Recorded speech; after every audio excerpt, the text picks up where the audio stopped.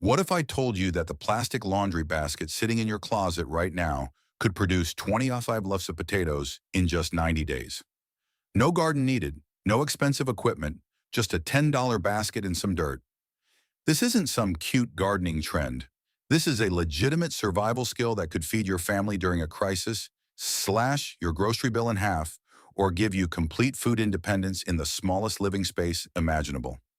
And the establishment doesn't want you knowing how ridiculously easy this is.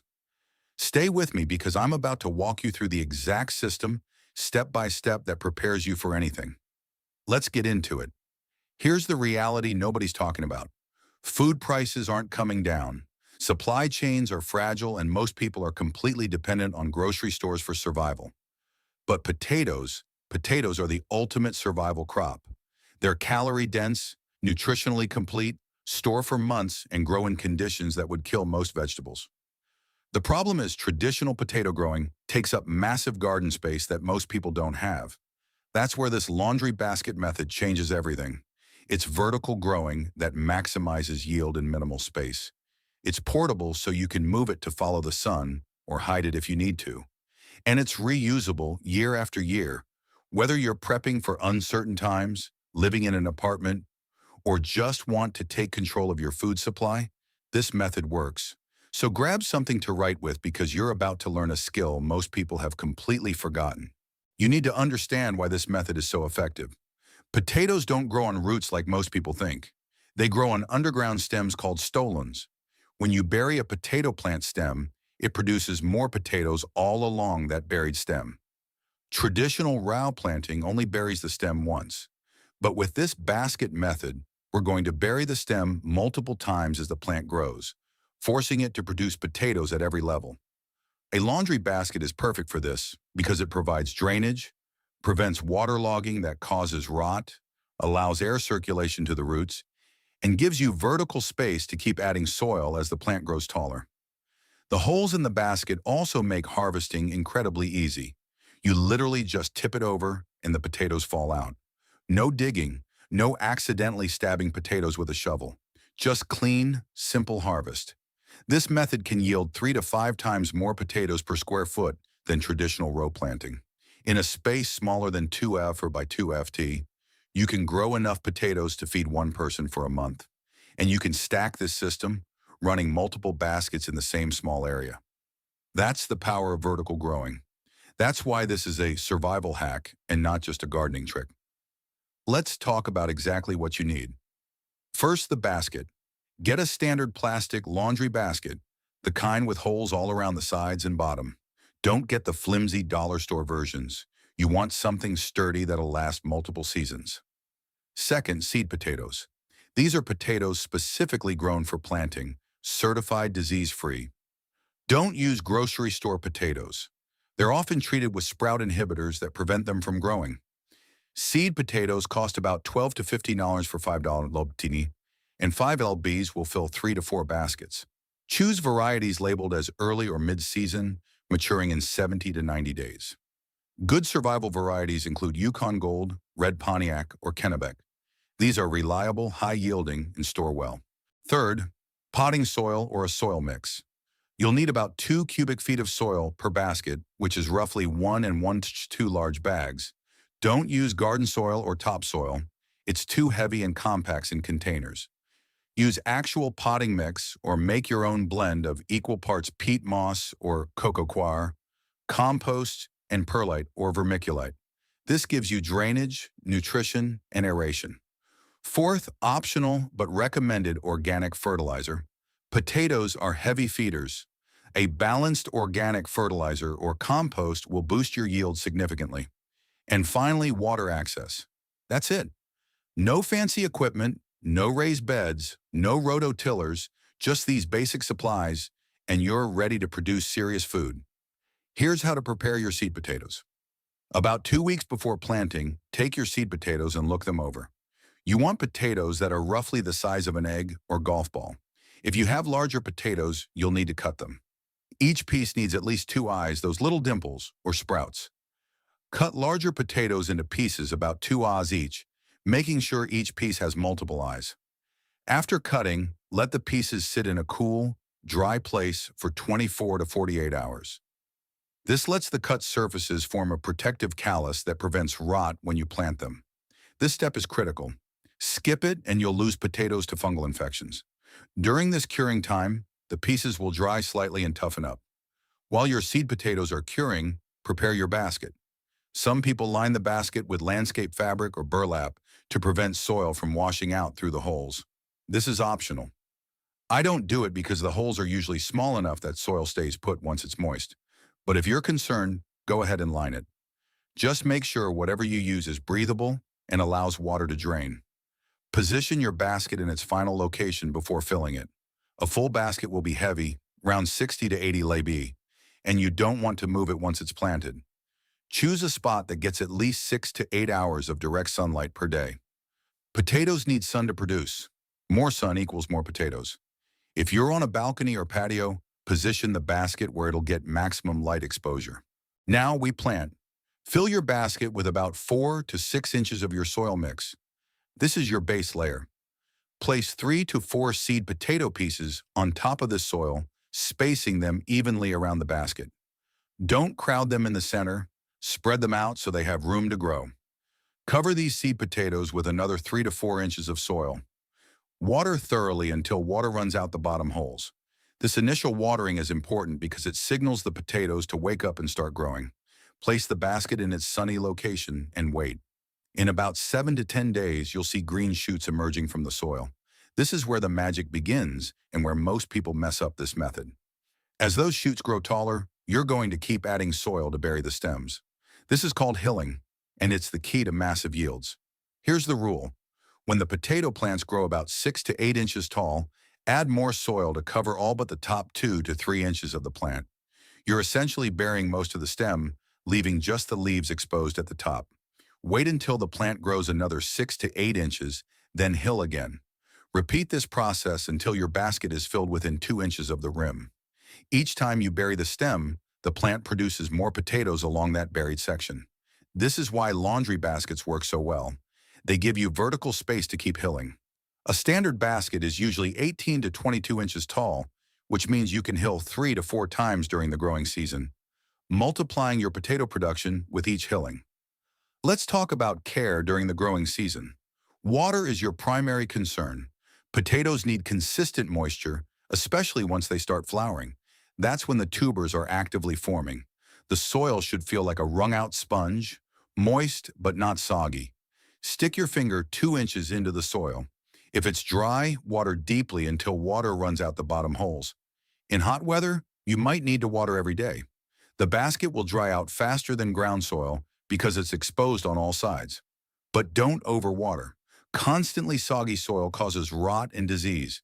The drainage holes in your basket help prevent this, but you still need to pay attention. Fertilizing is next. When the plants are about 6 inches tall and you do your first hilling, mix some organic fertilizer into the soil you're adding.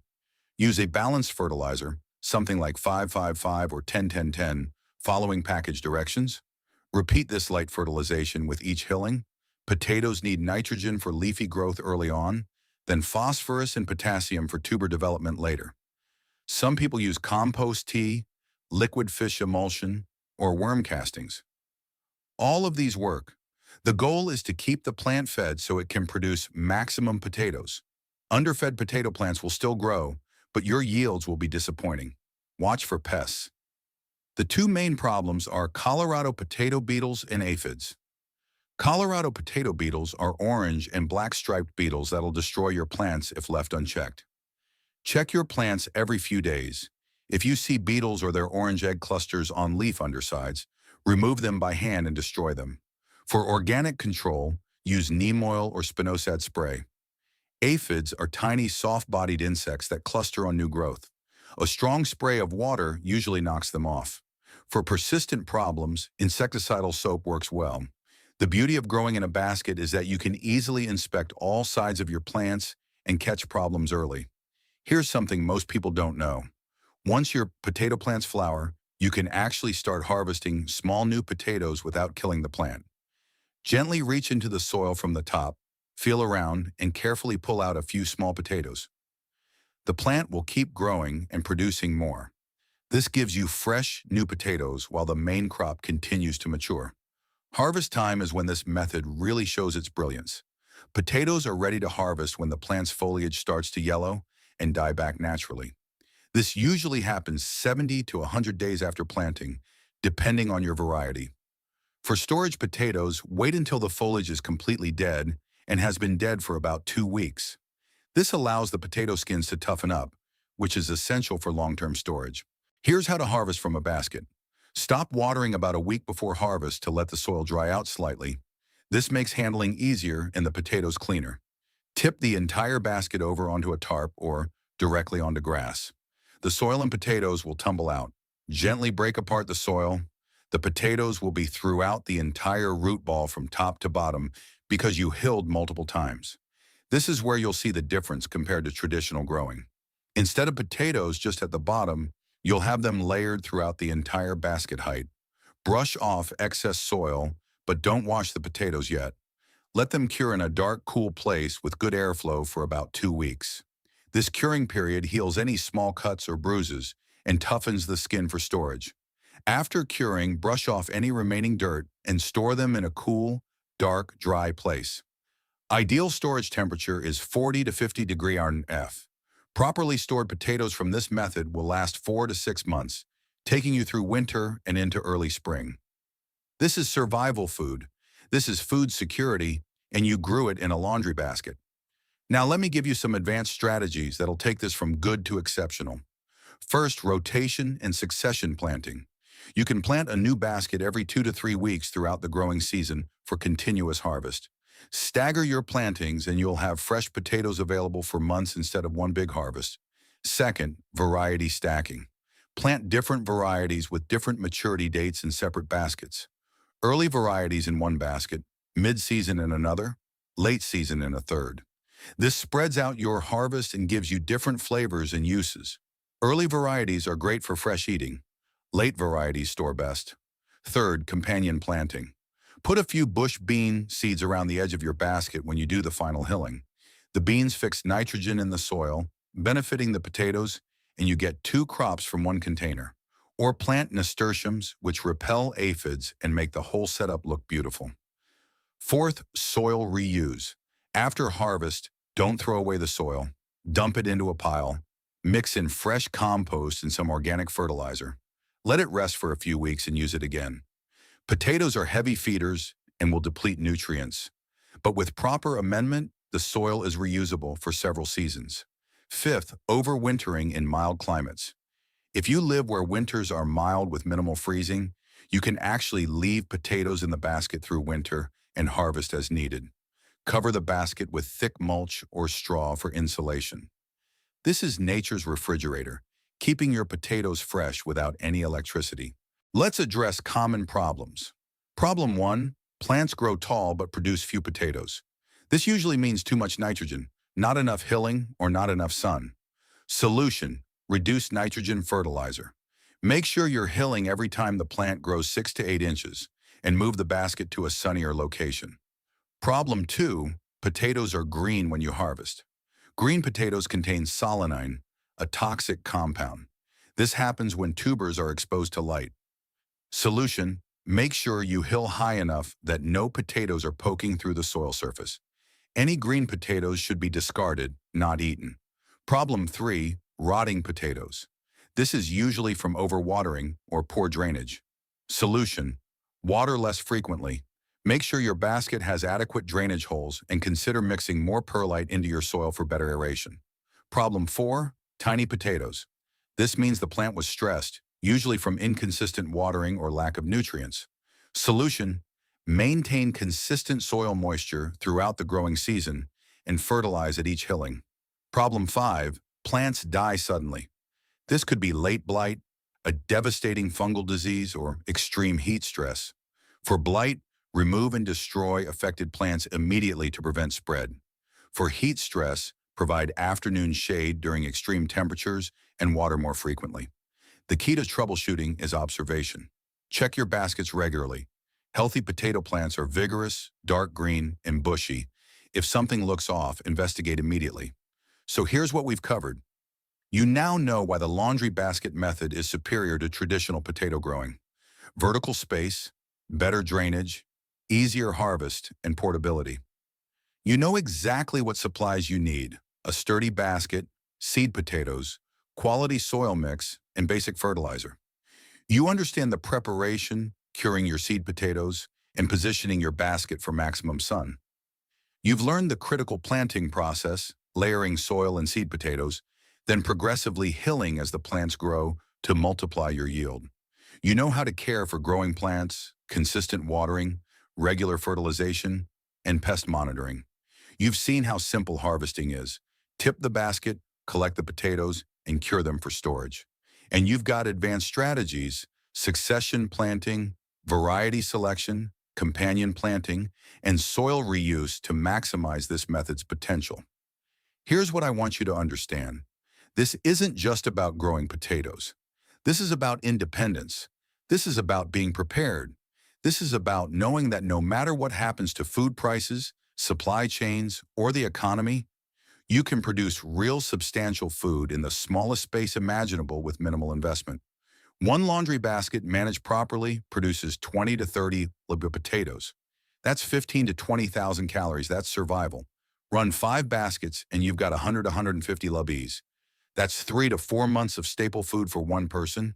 And the entire operation fits in a space smaller than a parking spot.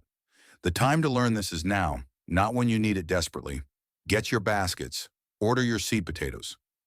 Start your first basket this season. Document what works and what doesn't. Refine your technique.